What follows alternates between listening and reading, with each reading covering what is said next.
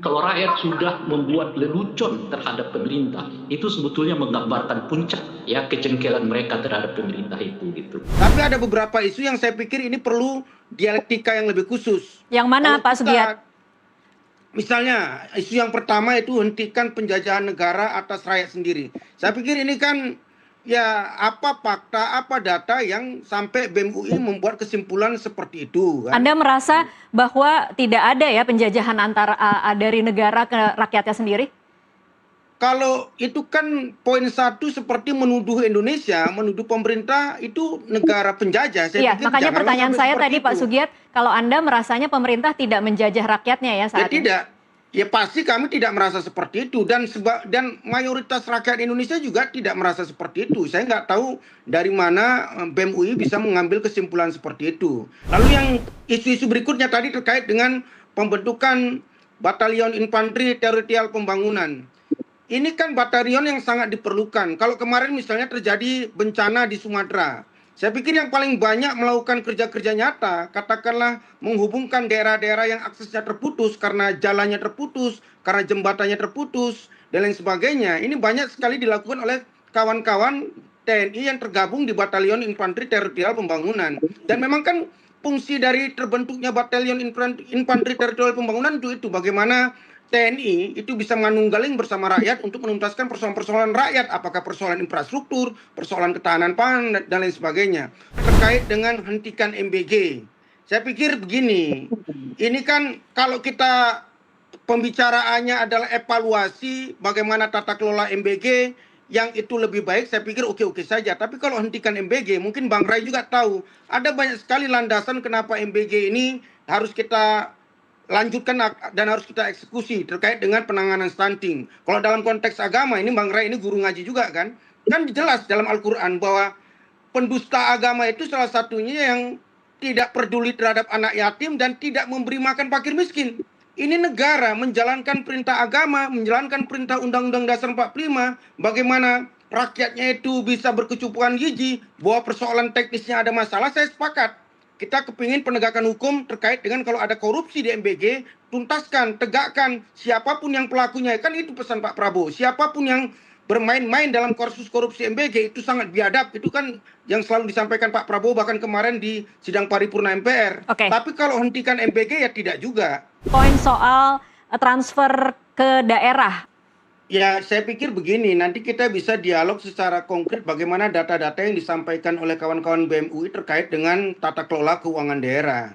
Jadi ada beberapa temuan misalnya ketika kemarin pertama kali Pak Prabowo dilantik menjadi presiden, banyak sekali anggaran-anggaran pembangunan, apakah di daerah, di tingkat nasional, dan ini kan secara keseluruhan. Efisiensi ini bukan hanya menyisir dari tata kelola keuangan daerah saja, tapi juga di kementerian lembaga di tingkat nasional juga dilakukan. Agar semua pemborosan-pemborosan yang selama ini terbiarkan di tata kelola kita itu tidak terjadi lagi. Ini yang ingin dilakukan restrukturisasi tata kelola keuangan yang itu efisiensi, transparan, tapi langsung bermanfaat kepada rakyat. Bagaimana anggaran-anggaran yang selama ini tidak langsung bersentuhan dengan rakyat itu dipotong lalu kemudian dijadikan program-program yang langsung bersentuhan dengan rakyat. Dana yang dipotong itu kan akan kembali ke daerah, akan kembali dalam bentuk program-program yang langsung bermanfaat kepada rakyat. Berarti benar tadi pertanyaan saya ya, dipotong di daerah tetapi kemudian pusat ingin memberikannya langsung kepada daerah begitu. Ya, dengan kepada rakyat, Mbak, bukan kepada daerah, kepada rakyat langsung. Jadi memang idenya ini memang akan menuju sentralisasi ya Pak Sugiat atau seperti apa? Bukan substansinya, bukan persoalan sentralisasi atau desentralisasi, tapi bagaimana anggaran itu yang bermiliar-miliar dan bertriliunan itu bisa langsung bersentuhan dan bermanfaat kepada rakyat. Saya kira ya pemerintah nggak sekedar hanya berpikir soal kami kan sudah selesaikan tuh poin-poinnya gitu. Tapi mesti harus mencari akar masalahnya, apa yang terjadi. 2 hari sebelum 17 Agustus dan sehari setelah 17 Agustus. Bahkan boleh disebut 2 hari itu kan 1 hari setelah pidato presiden di DPR kan, di MPR gitu. Lalu 1 hari setelah pidato acara presiden di Istana Negara gitu. Tapi menimbulkan reaksi yang justru negatif di tengah masyarakat gitu. Nah, mungkin disitulah yang perlu dipertanyakan oleh pihak pemerintah sekarang. Apa sih sebetulnya yang terjadi di tengah masyarakat itu, sehingga penjelasan-penjelasan tentang kesuksesan pemerintah, menurut definisi mereka itu tentu saja, itu tidak dengan sendirinya membuat masyarakat menerima atau menyatakan kepuasan terhadap pemerintah gitu. Faktanya seperti yang terjadi di Aceh. Kemudian hari ini terjadi di Jakarta di mana aksi aksi mahasiswa yang dimotori oleh UI terjadi juga gitu. Kalau kita kulik lagi lebih jauh ya melalui survei yang dilakukan oleh SMRC, turunnya itu sampai 30% loh Iya, tingkat kepercayaan publik terhadap pemerintah gitu. Nah, oleh karena itu mungkin harus ada model baru ya, cara baru untuk menjawab semua keraguan publik terhadap pemerintah, lebih dari sekedar yang poin ini kan kami sudah tuntut, poin ini kan kami sudah lakukan gitu. Inilah menurut saya yang paling penting sekarang dijawab oleh pemerintah, apa yang sebenarnya terjadi sehingga sekalipun sudah dijawab oleh pemerintah by lisan gitu ya, bahwa ini sudah dilakukan, ini dilakukan, tapi kok tingkat kepercayaan, tingkat kepuasan terhadap baik, pemerintah nggak terbangun gitu. baik. Ya, diksi di jajah negeri sendiri oleh negara sendiri itu kan sebetulnya diksi yang sudah lama dipakai.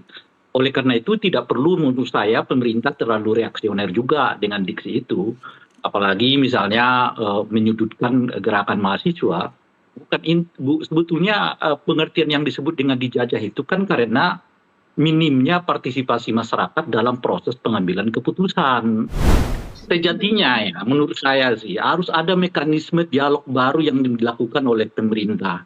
Sebab kalau mereka melakukan pola-pola yang sama seperti yang sekarang, yang terjadi itu bukan membangun kepercayaan publik, yang ada malah tetap memelihara kedongkolan publik terhadap pemerintah. Ya, masyarakat kita itu kalau secara politik, kalau sudah pada tahap yang sangat jengkel pada pemerintahnya, Saat mereka ini itu sudah membawa taraf ke sangat hal yang jengkel ya, Bang Rey? ya, itu maksud saya. Umumnya itu mereka membawanya ke hal-hal yang sangat lucu, Hmm, melucu gitu. Nah, oleh karena itu mereka akan nangkap yang lucu-lucuannya aja. oke. Itu sebetulnya bukan mereka mau nggak mau bukan berarti mereka tidak mau berbicara yang satu substantif, tapi mereka mau mengatakan bahwa kami udah bosan menyuarakan yang substantif. Pemerintahnya selalu nggak dengar gitu, nggak ada perubahan.